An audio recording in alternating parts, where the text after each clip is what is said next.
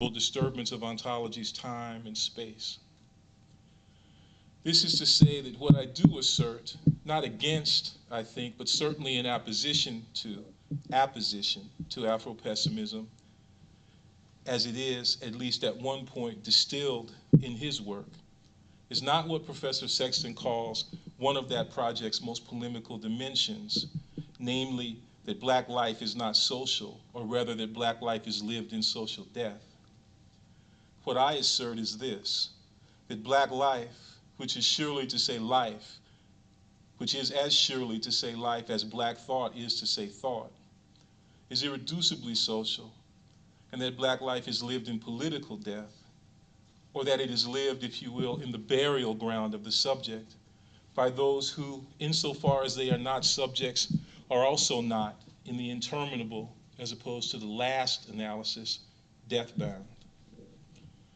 In this, however, I also agree with Professor Sexton insofar as I am inclined to call this burial ground the world, and to conceive of it and the desire for it as a pathogen. At stake now will be what the difference is between pathogen and the pathological, a difference that will have been instantiated by what we might think of as the view, as well as the point of view of the pathologist. I don't think I ever claimed or meant to claim that Afro-pessimism sees blackness as a kind of pathogen. I think I probably do, or at least hope that it is, insofar as I bear the hope that blackness bears or is the potential to end the world. The question concerning the point of view or standpoint of the pathologist is crucial, but so is the question of what it is that the pathologist examines. What precisely is the morbid body upon which Fanon, the pathologist, trains his eye? What is the object of his complete lysis? And if it is more proper, because more literal, to speak of a lysis of the universe rather than body, how do we think the relation between transcendental frame and the body, or no body, that occupies or is banished from its confines and powers of orientation? What I offer here as a clarification of Professor Sexton's understanding of my relation to Afro-pessimism emerges from my sense of a kind of terminological dehiscence in Orlando Patterson's work that emerges in what I take to be his deep but unacknowledged affinity with the work of Hannah Arendt, namely with a distinction crucial to her work between the social and the political. The secular excommunication that describes slavery for Patterson is more precisely understood as a radical exclusion from a political order, which is tantamount in Arendt's formulation with something on the order of a radical relegation to the social. The problem with slavery for Patterson is that it is political death, not social death. The problem is that slavery confers a paradoxically stateless status of the merely, barely living. It delineates the inhuman as unaccommodated bios. At stake is the transvaluation, or better yet, the invaluation or anti-valuation, the extraction from the sciences of value, and from the very possibility of that necessarily fictional but materially brutal standpoint that Wagner calls being a party in exchange. Such extraction will in turn be the very mark and inscription, rather than absence or eradication, of the sociality of a life, given in common, instantiated in exchange. What I'm trying to get to, by way of this terminological slide in Patterson, is a consideration of a radical disjunction between sociality and the state-sanctioned, state-sponsored terror of power-laden intersubjectivity, which is, or would be, the structural foundation of Patterson's epiphenomenology of spirit. To have honor, which is of necessity to be a man of honor for Patterson, is to become a combatant in transcendental subjectivity's perpetual civil war. To refuse the induction that Patterson desires is to enact or perform the recognition of the constitution of civil society as enmity, hostility, civil butchery. It is, moreover, to consider that the unspoken violence of political friendship constitutes a capacity for alignment and coalition that is enhanced by the unspeakable violence it is done to what and who the political excludes.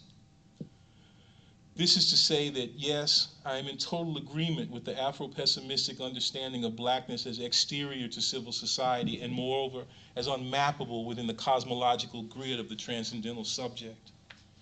However, I understand civil society and the coordinates of the transcendental aesthetic, cognate as they are, not with the failed, but rather with the successful state and its abstract equivalent citizens, to be the fundamentally and essentially antisocial nursery for a necessarily necropolitical imitation of life.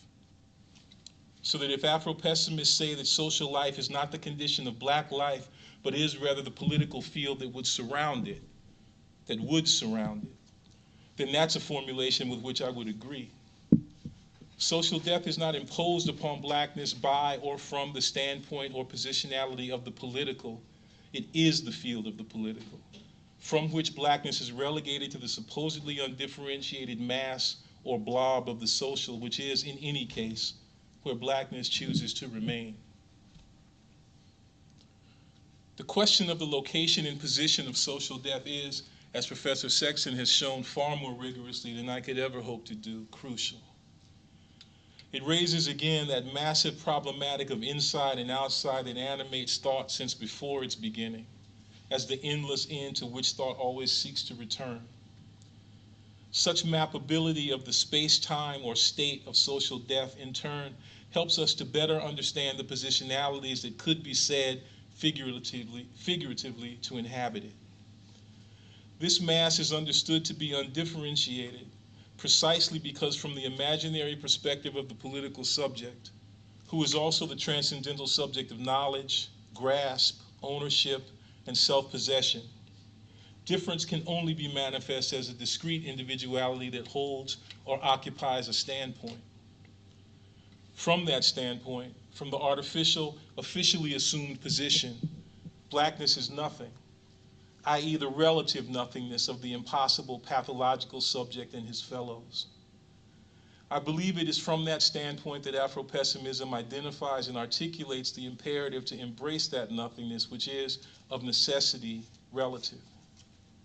It is from this standpoint, which he defines precisely by his inability to occupy it, that Professor Wilderson, in a tour de force of autobiographical writing that is as searing as it is lyrical, as piercingly direct as it is structurally complex, declares himself to be nothing and proclaims his decision, which in any case he cannot make, to remain as nothing, in perfect genealogical isolation even from every other nothing. When one reads the severity and intensity of Wilderson's words, his assertion of his own nothingness and the implications of that nothingness for his reader, one is all but overwhelmed by the need for a kind of affirmative negation of his formulation. It's not that one wants to say, no, Professor Wilderson, you are, or I am somebody. Rather, one wants to assert the presence of something between the subjectivity that is refused and which one refuses, and nothing, whatever that is. But it is the beauty, the fantastic celebratory force of Professor Wilderson's and Professor Sexton's work, which study has allowed me to begin more closely to approach, of Afro-pessimism, that allows and also compels one to move past that contradictory impulse to affirm in the interest of negation and to begin to consider what nothing is. Not from its own standpoint, or from any standpoint, but from the absoluteness of its generative dispersion of a general antagonism that blackness holds and protects in and as the critical celebration and degenerative and regenerative preservation. That's the mobility of place, the fugitive field of unowning, in and from which we ask, para-ontologically, by way of, but also against and underneath the ontological terms at our disposal, what is nothingness? What is thingliness? What is blackness? What's the relation between blackness, thingliness, and nothingness, and the generative operations of a life in common, to evoke Deleuze? Where do we go? By what means do we begin to study blackness? Can there be an aesthetic sociology or social poetics of nothingness? Can we perform an anatomy of the thing or produce a theory of the universal machine? Our aim, even in the face of the brutally imposed difficulties of black life, is cause for celebration. This is not because celebration is supposed to make us feel good or make us feel better, though there's nothing wrong with that. It is rather because the cause for celebration turns out to be the condition of possibility of black thought, which animates the black operations that will produce the absolute overturning, the absolute turning. I'm trying to decide whether or not I want to say motherfucker in the same talk again. But I guess I just did. Yeah. To invoke George Clinton, the absolute turning of this motherfucker.